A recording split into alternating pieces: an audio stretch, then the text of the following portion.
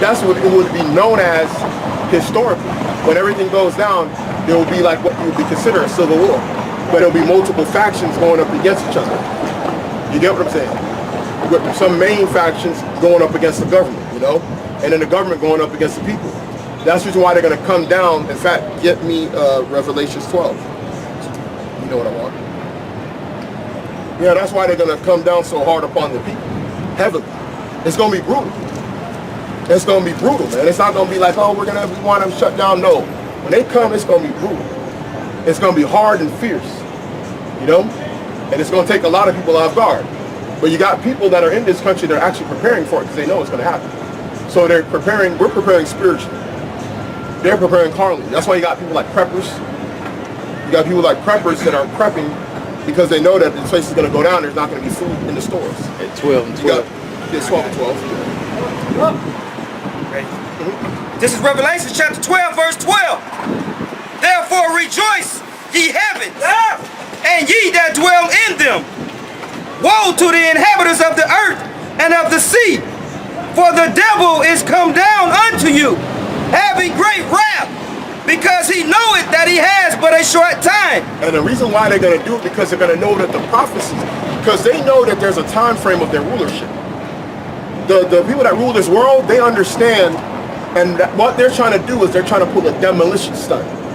What they're doing is they're going to destroy their own rulership and try and usher in a new one still under themselves.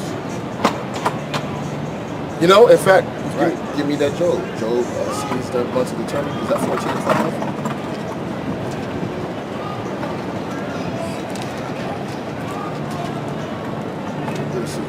Yeah, 14 and 5. This is Job chapter 14, verse 5. Seeing his days are determined, the number of his months are with thee. Yeah. Thou hast appointed his bounds that he cannot pass. So there's a point that they can't even pass in rulership. Because when you go into the different kingdoms and empires that were ruled back then, they all had time frames of rulership. Rome couldn't rule forever, the Greeks couldn't rule forever, the Persians couldn't rule forever. You get what I'm saying? The Most High set it up that way to take down kingdoms in a certain period of time. The only people that's going to have an everlasting kingdom is going to be the nation of Israel. An everlasting rulership. You know? That's the only people that can have that. In fact, get me Daniel chapter. Come on, you ready there? This is Daniel chapter 5, verse 26. This is the interpretation of the theme. Why did you pronounce that? Many. God has numbered thy kingdom and finished it. Yep. He's finished it. Tekel, thou art weighed in the balances and art found wanting. Yeah. Perez, thy kingdom is divided and given to the Medes and Persians. Which is happening right now. You know? Hey, we'll get into that when we get back, huh? We'll get to that one. Hey, bro, that's the spirit, That's spirit, bro. Hey, man, I said get that in Daniel. In fact, shoot, we could go to Daniel, rule up in the kingdom back, go to 4. Yeah, 4, 12, 17. Yeah, 17.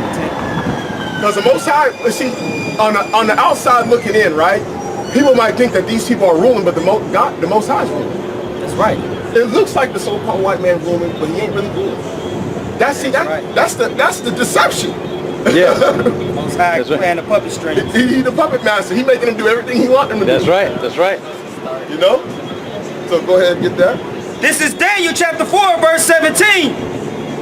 This matter is by the decree of the watchers, and the demand by the word of the holy ones, to the intent that the living may know that the Most High ruleth in the kingdom of men. The Most High ruleth in the kingdom of men. He just set up who he wants. That's right. Oh, keep going. And giveth to whosoever he will, and setteth up over it the basis of men. So he even said he was going to make the basis of man, meaning the lowest level of man was going to rule the world. That's right.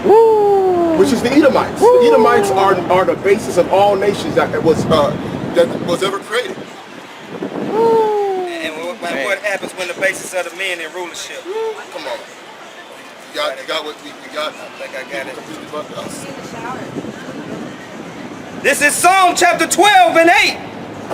The wicked walketh on every side when the vilest men are exalted.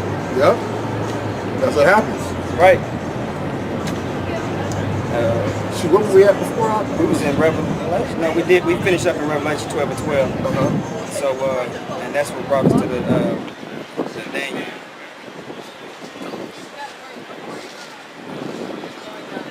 And that's what brought us to the Daniel. Shoot, go to Isaiah 14.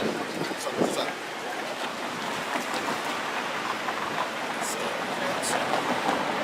Yeah, so this is this was going on. You know, he showed us through the scriptures that he was actually going to set all these things up from the beginning. You know, us coming into the coming into the land of Israel, our people falling away, us basically being scattered throughout the four corners of the earth, being in subjection under the Edomites. He showed us all of that stuff, and then he also promised that he was going to deliver us out of their hands as well. You know, in fact, shoot, give me that in Lamentations 4. Because it was prophesied that we were actually going to be in the hands of these Edomites in the last days. That was actually part of the prophecy. You know? 4 and 22. 4 and 22. Cain would have married a black girl. Huh? Cain would have married a black girl. Yeah, what you would consider what's considered black in today's term, yes. But she wasn't an Israelite. She was of another nation, but yeah, he did. But see, when you examine, when you go into the scriptures, your lineage is based on your father. Your father. It's not based on the mother's. That's the reason why when you go into the 12 patriarchs of 12 sons, they none of them married an Israelite. That's right. Think about it. The only Israelite that existed during their generation was Dinah. Dinah, yeah. So how in the world could they continue on their lineage? They had to get with other women of other nations to continue the nation. You know what I'm saying? So like Judah had his son.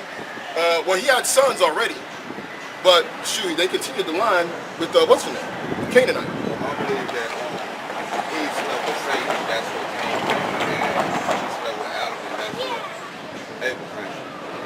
And that's why God didn't show no favor towards Cain, because he was a child of Satan. Yeah, he was. Because how do you know he was a child of Satan? By his works. By his works. When you go into Cain and Abel, Cain ended up not doing the sacrifice the right way. Abel, Yeah. you know, he did it the right way. He actually followed the commandments that was shown from their father Adam. Cain didn't do that. He was rebellious. So he was already shown to be off. Right. He was already off from birth. That's where he was. That's why the line didn't continue on through him. He continued the line of the sons of Cain prior to the flood. That's why when you go into, we're not going to get into it, but we'll probably, maybe next week we'll get into some of the things about that story. If you have questions about it, we'll go into it for you. So, you don't want to, you want to be able to break it down fully, to you on that, when we get to that piece, So go ahead and go into that. This is Lamentations 4 and 22. The punishment of thy iniquity is accomplished, O daughter of Zion. The punishment of thy iniquity. So that means we're still in punishment. There's a time, when you get punishment, there's a certain time frame. It's like we under a sentence. Because it tells you that we're held captive. When you go into the scriptures. Yeah. So we're basically prisoners of war. So he says that thy punishment is finished, O daughter of Zion. The daughter of Zion is really talking about the elect. That's just another name of the elect. I don't have a third Of the elect of the nation of Israel. That's really another way of calling them, of saying it's calling them the daughter of Zion. Right. Keep going. He will no more carry thee away into captivity. He will no longer carry us away into captivity. That means that the Israelites have to be in captivity before he comes. That's right. That's right. That's plain. So we're supposed to be down low at the bottom, oppressed. You get what I'm saying? Keep going. He will no more carry thee away into captivity. He will visit thy iniquity, O daughter of Edom. He will visit. Now, why is he just talking about the daughter of Zion and all of a sudden talking about Edom? So he says, I'm going to visit your iniquity, meaning I'm going to visit you, I'm going to bring punishment on you for what you've done to them. Keep going.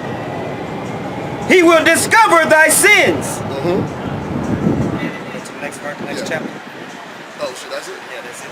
That's it on that one. So now we can go into Isaiah 14. We can wrap it up. Isaiah 14. Yeah, start up at the top. Still have to come out there.